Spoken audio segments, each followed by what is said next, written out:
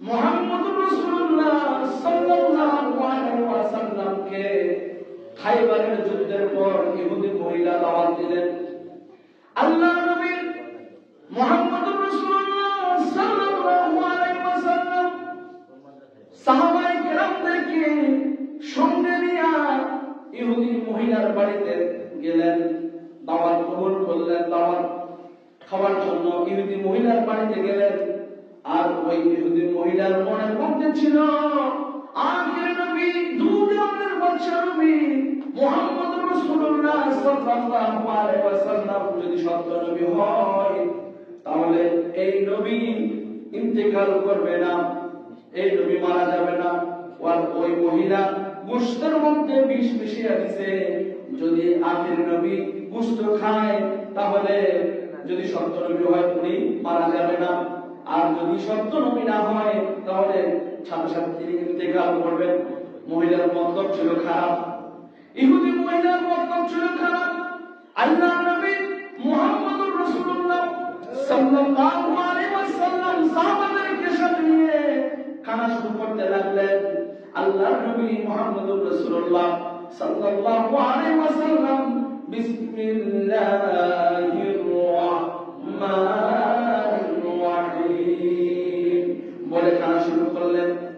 আর আল্লাহ নবীর সাথে যারা গিয়েছে খাওয়ার জন্য তারা বিসমিল্লাহ পড়ে নাই, তারা সাথে সাথে ওই জায়গার মধ্যে ইন্তেকাল করেছেন।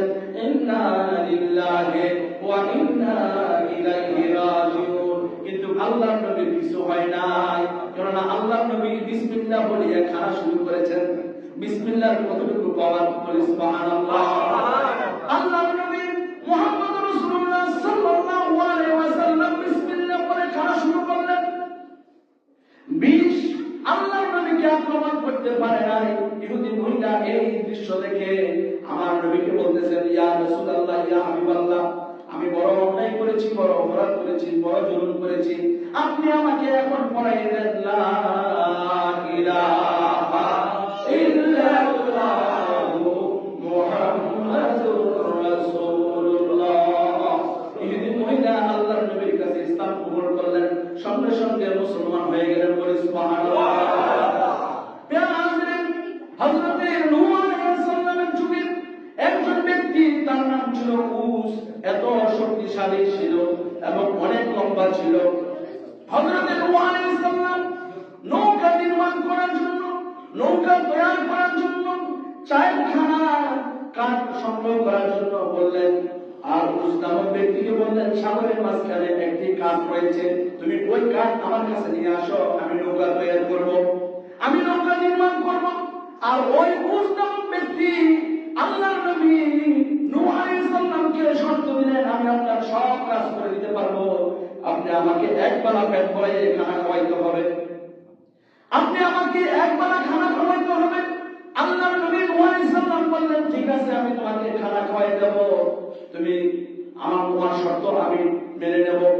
এখন সব কাজ শেষ করার পরে আল্লাহর নবী নূহ আলাইহিস সালামের কাছে আসলেন যে, আমি তো কাজ শেষ করলাম আপনার শর্ত মতে, এখন আপনি আমাকে খানা দেন। হযরত নূহ আলাইহিস সালাম ওই ব্যক্তির সামনে তিনটা রুটি এনে দিলেন। কয়টা রুটি? তিনটা রুটি। তিনটা রুটি দেখে উনি চিৎকার করতে লাগলেন, মেজাজ বেড়ে গেছে। উনি অগ্নিশর্মা হয়ে আল্লাহর নবী নূহ আলাইহিস সালামকে বললেন, আপনি তিনটা রুটি আমার সামনে এনে দিলেন, আপনি কি আমার সাথে মশকরা করছেন? হে আল্লাহর নবী, আপনি কি আমার সাথে মশকরা করতেছেন? আপনি কি আমার সাথে উপহাস করতেছেন? 12,000 রুটি খাইয়া আমি আমার পেট ভরাই, আজ আপনি আমার সামনে তিনটা রুটি মাত্র রুটি এনে দিয়েছেন, এটা কেমন কথা? আপনি নিশ্চয় আমার সাথে মশকরা শুরু করে দিয়েছেন। আল্লাহর নবী নূহ আলাইহিস সালাম বললেন, না না না, তোমার সাথে আমি মশকরা করি নাই, তোমার সাথে আমি মশকরা করি নাই। আমি আল্লাহর নবী নূহ আলাইহিস সালাম, তুমি স্বীকার করতেছো, আমাকে যদি তুমি মানো, আমাকে তুমি যদি জানো, আমি আল্লাহর কসম করে বলতেছি, তুমি যত চাইবা তত রুটি আমি দিতে থাকবো, তোমার পেট না ভরা না হওয়া পর্যন্ত তোমাকে রুটি দিতে থাকবো, রুটি দিতে থাকবো। তবে খাওয়ার পরবে শুধু বিসমিল্লাহির রহমানির রহিম বলতে হবে। বলি সুবহানাল্লাহ। সে আল্লাহর নবীকে শর্ত দিয়েছে, আল্লাহর নবীও তার শর্ত দিয়েছে। আল্লাহর নবী নূহ আলাইহিস সালাম বললেন, খাওয়ার আগে বিসমিল্লাহ পড়তে হবে। করবা, তুমি যা খেতে চাও আমি তোমাকে রুটি দিতেই থাকবো, রুটি দিতেই থাকবো, তুমি চিন্তা করবা না। বিসমিল্লাহির রহমানির রহিম যখন বললেন, বলিয়া যখন খাওয়া শুরু করলো, 1.5 খানা রুটি খেয়েছে, আর 1.5 খানা রুটি খাইতে পারে নাই, তার পেট পরিপূর্ণ হয়ে গেছে, ভরে গেছে, তার পেট পরিপূর্ণভাবে ভরে গেছে। কিছুক্ষণ আগে বললো আমার 12,000 রুটি লাগে, আর এখন 1.5 খানা রুটি খাইয়া পেট ভরে গেছে। তার মুখে সে স্বীকারোক্তি দিল, আমি যতদিন বেঁচে থাকবো আমি এই 1.5 খানা রুটি খেয়েছি, আমার কখনো খিদা লাগবে না, আমার পেট কিয়ামত পর্যন্ত ভর্তি থাকবে। বলে সুবহানাল্লাহ। এটা বিসমিল্লাহির রহমানির রহিমের বরকত। বলে সুবহানাল্লাহ। আমরা বিসমিল্লাহ মানি না, বরকত আসবে কোথা থেকে? বিসমিল্লাহ করি না, আমল করি না। বিসমিল্লাহ যদি আমল করি, বিসমিল্লাহ যদি আমরা করি, আল্লাহ রাব্বুল আলামিন অগণিত ধন সম্পদ আল্লাহ তাআলা আমাদেরকে দান করবে। বলে সুবহানাল্লাহ। প্রত্যেকটা কাজের শুরুতে বিসমিল্লাহ পড়তে হবে। এই বিসমিল্লাহ পড়ার কারণে আল্লাহ রাব্বুল আলামিন আহকামুল হাকিমিন আল্লাহ নবী মুহাম্মদ রাসূলুল্লাহ সাল্লাল্লাহু আলাইহি ওয়াসাল্লাম যে ষড়যন্ত্র করে বিষ মিশানো হয়েছে, বিসমিল্লাহ বলার কারণে বিষ পানি হয়ে গিয়েছে, আল্লাহ নবীকে বিষ আক্রমণ করতে পারে নাই। সুতরাং আমরা যদি আল্লাহ নবীকে জানি, আল্লাহ নবীকে মানি, আল্লাহ নবী যে আমল করেছেন আমরা যদি সে আমল করি, তাহলে আমাদের দুশমনেরা যত ষড়যন্ত্র করুক আমাদেরকে কখনো হত্যা করতে পারবে না। খানার মধ্যে বিষ দিলে কাজ হবে হবে না। তাহলে খানার শুরুতে কি বলতে হবে? বিসমিল্লাহির রহমানির রহিম। এর আগে পড়ি আউযু বিল্লাহি মিনাশ শাইতানির রাজিম। হে আল্লাহ, বিতাড়িত শয়তানের কাছ থেকে আমাকে দূরে রাখো, আমাকে পানা চাই, বিতাড়িত শয়তান থেকে আমি কি চাই? পানা চাই। তাহলে বিসমিল্লাহ পড়বেন, শয়তান আক্রমণ করবে না। করবে না। সুতরাং একটা ছোট্ট আমল হচ্ছে, আপনি সূরা পারেন না, কেরাত পারেন না, দোয়া পারেন না, দুরূদ পারেন না, কিন্তু আপনি শুধু বিসমিল্লাহ পারেন। আপনি এই বিসমিল্লাহির রহমানির রহিম পড়িয়া যদি কোনো মাসুম শিশু বাচ্চার গায়ে আপনি ফুঁক দেন, সাথে সাথে জিনের ওয়াসওয়াসা, জিনের বাতাস থেকে আল্লাহ তাকে হেফাজত করে দিবে। বলে সুবহানাল্লাহ। বিসমিল্লাহ এত পাওয়ার, এত বরকত। সে উস নামক ব্যক্তি 12,000 রুটি খাইতো, আর খাইছে 1.5 খানা রুটি। 1.5 খানা রুটি খাইয়া তিনি আশা পরিণত হয়ে গেছে, কিরে আমি আমার ইচ্ছা 12,000 রুটি আমি খাই, অথচ 1.5 খানা রুটি খাইয়া আমার পেট ভরে গিয়েছে। এই বিসমিল্লাহর মধ্যে কি হাকিকত রয়েছে? আর এই বিসমিল্লাহকে নিয়ে সে গবেষণা শুরু করে দিয়েছে। বলে সুবহানাল্লাহ। এই বিসমিল্লাহর যতগুলো অক্ষর রয়েছে, যতগুলো রক্ত রয়েছে, নক্তা এবং অক্ষর নিয়ে সে গবেষণা করতে লাগলো। আর বিসমিল্লাহর নিচে পাঁচ যে নক্তা রয়েছে, এই নক্তা হচ্ছে মওলা আলী শেরে খুদা কাররামাল্লাহু ওয়াজহু। বলে সুবহানাল্লাহ। এটা রহস্য। বিসমিল্লাহর নিচে যে নক্তা, এই নক্তা হচ্ছে মওলা আলী বলেছে, বিসমিল্লাহর নিচে যে নক্তা আছে এই নক্তাকে চিনো, এই নক্তা হচ্ছে আমি আলী। বলে সুবহানাল্লাহ। আমি আলী। আলীর কাছে শক্তি আছে না? হ্যাঁ, আমরা বলি এ আলী, আলীকে আমরা কাজ কারণ দিই না, হযরত আলী নাম বললে আমরা কাজ তাই না, কাঁদর উঠাই বা নিজ থেকে উপরে উঠাই, বলি না, শক্তি। তো দেখেন কত বড় হাকিকত আল্লাহ রাব্বুল আলামিন এখানে রেখে দিয়েছেন। আল্লাহ আমাদেরকে আমল করার তৌফিক দান করুন। বলি আমিন। মরে না নবী আরাম ফরমাইছে, মরে না নবী আরাম ফরমাইছে, বেঈমানেরা বলে নবী মরিয়া গেছে, হায় রে বেঈমানেরা বলে নবী মরিয়া গেছে। রাসূল বলবেন না, আস্তে বলবেন। মরে না নবী আরাম ফরমাইছে, মরে না নবী আরাম ফরমাইছে, বেঈমানেরা বলে নবী মরিয়া গেছে, বেঈমানেরা বলে নবী মরিয়া গেছে। আমার নবী মরে নাই, এর একটা দৃষ্টান্ত এখন দিচ্ছি। হযরত জুমাইর মুদাদি রাহমাতুল্লাহ আলাইহি জামানায় একজন ধনী লোক ছিল, তার নাম ছিল হযরত বিশর হাবি রাহমাতুল্লাহ আলাইহি। অত্যন্ত ধনী ব্যক্তিত্ব ছিল। তার অভ্যাস ছিল সে মদ খাওয়া, নিত্যদিনের সাথে ছিল তার মদ। সে যখন মদ খাইতো, মদ খাওয়ার সময়, রাস্তা দিয়ে হাঁটার সময় সে একটি আরবি পড়া একখানা আয়াতে কারিমা কাগজের মধ্যে লেখা ছিল। সে কি করছে, ওই আয়াত খানা নিয়া সে আতর দিয়া মাইকা তার ঘরের তাকের মধ্যে রেখে দিছে। সে মদ খায়, তার অভ্যাস ছিল মদ খাওয়া। কিন্তু হযরত জুনাইদ বুগদাদি রাহমাতুল্লাহ আলাইহি আল্লাহর নবী মুহাম্মদুর রাসূলুল্লাহ সাল্লাল্লাহু আলাইহি ওয়াসাল্লামের মারফতে জুনাইদ বুগদাদিকে স্বপ্নে দেখালেন যে হযরত বিশর হাবিব রাহমাতুল্লাহ আলাইহি বলবা আল্লাহ তাকে সালাম দিয়েছেন। সুবহানাল্লাহ, আল্লাহ তাকে সালাম দিয়েছে। দেখলেন কে? নবীজি। দেখলেন কে? দেখালেন কে? নবীজি। কাকে দেখালেন? জুনাইদ বুগদাদি রাহমাতুল্লাহ আলাইহি। জুনাইদ বুগদাদি স্বপ্নের মধ্যে আমার নবীকে দেখলেন। আমার নবী বলেন আল্লাহ সালাম দিয়েছে হযরত বিশর হাবিব রাহমাতুল্লাহ আলাইহি। এখন জুনাইদ বুগদাদি চিন্তিত, সে একটা মূর্খর, আল্লাহকে আর কোন মানুষ দেখে না, তাকে কেন সালাম দেওয়ার জন্য বললো? এই কথা বলে তিনি ঘুমাই গেলেন।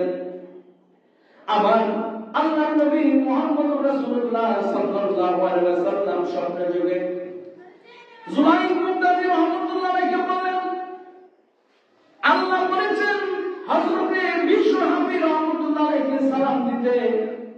তিনি আবার স্বপ্ন থেকে উঠে বললেন যে আল্লাহ এত বন্ধু থাকতে জুনাইদকে এত বিশর হাবিবকে এত বন্ধু বানালো কেন? আল্লাহ কি কাজ?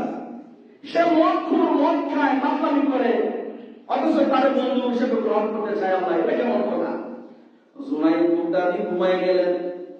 আবার ঘুম থেকে উঠলেন, ঘুমের মধ্যে স্বপ্নে দেখালেন আল্লাহর নবী তাকে ধমক দিয়ে বলতেছেন, হে জুনাইদ, আমি তোমাকে বলেছিলাম হযরত বিশর হাবিব রাহমাতুল্লাহ আলাইহির কাছে যাওয়ার জন্য। আল্লাহ সালাম দিচ্ছে বিশর হাবিবকে, আল্লাহ দিচ্ছে সালাম, আর তুমি যাচ্ছ ঘুম। এটা কেমন হয়? এটা কিভাবে হয়? এটা ঠিক না। তুমি তাড়াতাড়ি যাও, বিশর হাবিব রাহমাতুল্লাহ আলাইহিকে বলবা আমার আল্লাহ সালাম দিয়েছে বলে। সুবহানাল্লাহ। জুনাইদ বুগদাদি রাহমাতুল্লাহ আলাইহি পাগলের মতো হয়ে চটপট করলেন। তিনি চলে গেলেন গভীর রাতে হযরত বিশর হাবিব রাহমাতুল্লাহ আলাইহির বাড়ির আঙিনায়। দেখলেন একজন দারওয়ান বলতেছে, আপনি এত গভীর রাতে কেন আসলেন হুজুর? তিনি জুনাইদ বুগদাদি বললেন যে আমি তার সাথে একটু দেখা করব। দারওয়ান বলতেছে সে মাতলামি করে, মদ খাইয়া মাতলামি করতেছে, আপনি তার সাথে কি দেখা করবেন? দেখা করা সম্ভব না, চলে যান। আমি কারণ তাকে বলবো সে যেন আপনার কাছে যায়। জুনাইদ বুগদাদি তারপরেও তিনি ঘরের আঙ্গিনা ছেড়ে যাচ্ছেন না। তিনি বললেন আমি তার সাথে দেখা করব। আবার গেলেন, যে বিশর হাবিব রাহমাতুল্লাহ আলাইহি বললেন যে একজন লোক আসছে আপনাকে ডাকার জন্য, না করে দাও। মদ খাইলে মানুষ কি করে? মদ খাইয়া বলে না করে দাও। তিনি বলতেছেন না, আমি আজকে এখান থেকে যাব না। আবার গিয়ে বলো যে একজন সাধক জুনাইদ বুগদাদি আপনার কাছে এসেছেন বলে। সুবহানাল্লাহ। একজন সাধক জুনাইদ বুগদাদি আপনার কাছে এসেছেন। বিশর হাবিব রাহমাতুল্লাহ আলাইহি এই কথা শুনে তিনি তার ঘর ঝাড়ু দিতে লাগলেন, পরিষ্কার পরিচ্ছন্ন করতে লাগলেন। একজন আল্লাহর ওলি বুজুর্গ আমার ঘরের সামনে আসছে। এখন কি করলো? ঘর পরিষ্কার করলো বিশর হাবিব রাহমাতুল্লাহ আলাইহি। ঘর পরিষ্কার করার পর দারওয়ানকে বলল, যা তাকে আমার ঘরে নিয়ে আসো। বলি সুবহানাল্লাহ। হুজুর, এত কষ্ট করে আপনি গভীর রাত্রে হঠাৎ করে আমার ঘরে আঙ্গিনায়, ঘরের ভিতরে কারণ কি? আমি মদ খাই, আমি খারাপ মানুষ, আপনি আমার কাছে আসবেন? আপনি এত বিরাট এক বুজুর্গ আল্লাহর ওলি, আপনি আমার কাছে আসছেন? কয় আমার আল্লাহ তোমাকে সালাম দিয়েছে। সুবহানাল্লাহ। বিশর হাবিব রাহমাতুল্লাহ আলাইহি বলেন আল্লাহর নবী স্বপ্ন যুগে বলল আল্লাহ তোমাকে সালাম দিয়েছে। আমি মদ খাই, আল্লাহ কি আর লোক দেখে না? আল্লাহ কি আর লোক দেখে না? আমি একদম মদনী মানুষের আল্লাহ সালাম দেবে, এটা কেমন কথা? এটা তো আমি এটা মেনে নিতে পারতেছি না। না, আমাকে 3 বার স্বপ্ন দেখেছে। কয়বার? একবার নয়, 2 বার নয়, আমি 3 বার স্বপ্নে দেখেছি আল্লাহ রাব্বুল আলামিন আপনাকে সালাম দিয়েছেন। কেন বলতেছে? আপনি, আল্লাহ আপনাকে কেন সালাম দিবে আপনি জানেন না? আমি সারা জীবন মদ খাইছি, আমি কিভাবে জানবো কি কারণে আল্লাহ আমাকে সালাম দিল? তারপর মনে করেন তিনি এখন বলতে লাগলেন, আমি একদিন মদ খাইয়া রাস্তার মধ্যে হাঁটতেছি, হাঁটার সময় একখানা কোরআনের আয়াতে কারিমা পাইয়া আমি সেটাকে যত্ন করে রেখেছিলাম। আমি যেভাবে মদ খাই, আরেকজন যদি সে মদ খাইয়া যদি তাই সে পা দিয়ে পানা দেয়, যদি আয়াতখানা যদি প্রজ্বলিত হয়, তাহলে আল্লাহর সম্মান কি হবে? নষ্ট হবে। আল্লাহর ইজ্জতের দিকে তাকাইয়া, আল্লাহর সম্মানের দিকে তাকাইয়া সে আয়াতের কারিমা আমি আতর মেখে আমি আমার ঘরের তাকের মধ্যে রেখে দিয়েছি। সুবহানাল্লাহ। এখন সুনাইদ মুদাদি রহমাতুল্লাহ আলাইহি বলেন, দেখি সেই আয়াতখানাটা দেখাও আমারে। যখন দেখাইছে, সুনাইদ মুদাদি বলেন, এটা তো বিসমিল্লাহ শরীফ। সুবহানাল্লাহ। এটা তো বিসমিল্লাহির রহমানির রহিম। দেখেন, আপনি মদ খেয়েছেন, যা কিছু করেছেন, আল্লাহ রাব্বুল আলামিন আহকামুল হাকিমিন আপনার জীবনের একটা আমল হিসাব করেছে। কি করেছে? আপনার একটা আমল আমার আল্লাহ খুশি হয়েছেন আপনার উপরে, আপনার উপর রাজি হয়েছেন। আপনি বিসমিল্লাহ শরীফকে এত সুন্দরভাবে আপনি তাজিম করেছেন, ইজ্জত করেছেন, আদর মেখে তাকের মধ্যে রেখে দিয়েছেন। সেই জন্য আল্লাহ তাআলা আপনাকে সালাম দিয়েছে। শুধু সালাম দেয় নাই, শুধু সালাম দেয় নাই, আল্লাহ সিদ্ধান্ত নিয়েছেন আপনার মধুর আপনি এই বিশ্বর হাফিকে আল্লাহর ওলি বানায়া ছাড়বেন। বলে সুবহানাল্লাহ। আল্লাহর ওলি বানায়া ছাড়বে কিসের কারণে? একটা আমলের কারণে, যে আপনি বিসমিল্লাহির রহমানির রহিমকে তাজিম করেছেন, উপরে রাখেছেন। মাটির মধ্যে ছিল, রাস্তার মধ্যে ছিল, সেখান থেকে কুড়িয়ে আপনি উপরে রেখেছেন। সেই জন্য আল্লাহ রাব্বুল আলামিন আপনি মোট ঘরকে আল্লাহর ওলি বানিয়ে দিল। বলে সুবহানাল্লাহ। বিসমিল্লাহকে তাজিম করার কারণে বিশ্বর হাফি একজন জবরদস্তি আল্লাহর ওলি হয়েছে। বলে সুবহানাল্লাহ। তো আমরা আমাদের জীবনে যত ভালো করি কেন, করি না কেন, খারাপ করি আর ভালো করি, যদি আমাদের জীবনে যদি একটা ভালো কাজ হয়, কার জন্য? আল্লাহ এবং রাসূলের জন্য। যদি একটা ভালো কাজ হয়, একটা ভালো কাজের কারণে আল্লাহ তাআলা আপনাকে জান্নাত দান করবেন। আল্লাহ তাআলা আপনাকে ওলি হিসাবে, বন্ধু হিসাবে গ্রহণ করবেন। সুবহানাল্লাহ। মরে না নবী আরাম ফরমাইছে, মরে না নবী আরাম, এটা গ্রহণ করবেন। মরে না নবী আরাম ফরমাইছে, বেঈমানেরা বলে নবী মরিয়া গেছে, বেঈমানেরা বলে নবী মরিয়া গেছে। আমার নবী জিন্দা নবী না মুর্দা নবী? আমার নবী যদি মরিয়া যায়, তাহলে স্বপ্নে তারা কিভাবে দেখেন? স্বপ্নে তার সাথে কিভাবে কথা বললো? তোমাদের সাথে মরা মানুষ কথা বলতে পারে? তা আমার নবী কি মরা না জিন্দা?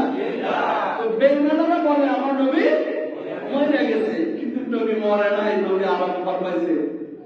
বলি সুবহানাল্লাহ। নবী আরাম ফরমাইছে। নবী ওখানে শুয়া উম্মতে মুহাম্মাদের দুরূদ নিতেছে, দেখতেছে। বলি সুবহানাল্লাহ।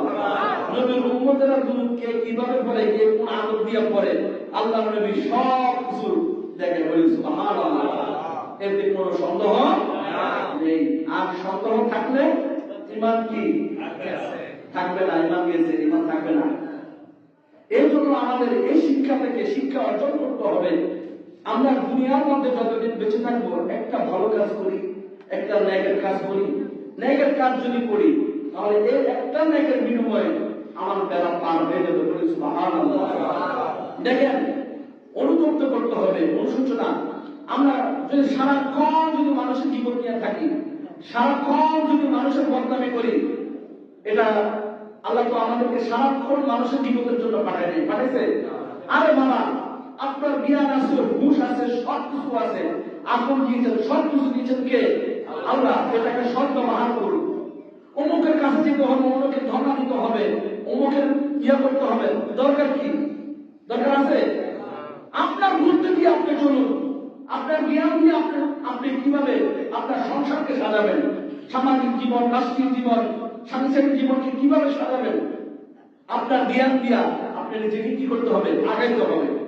আল্লাহর কোনো দোষ নাই, আল্লাহ সব জ্ঞান আল্লাহ মানুষের মধ্যে দান করেছেন, কিন্তু মানুষ কেউ আমল করেছে, কেউ আমল করে নাই, কেউ আবিষ্কার করেছে, কেউ আবিষ্কার করে নাই। এটা হচ্ছে পার্থক্য। আল্লাহ দোষ দিতে পারবেন না।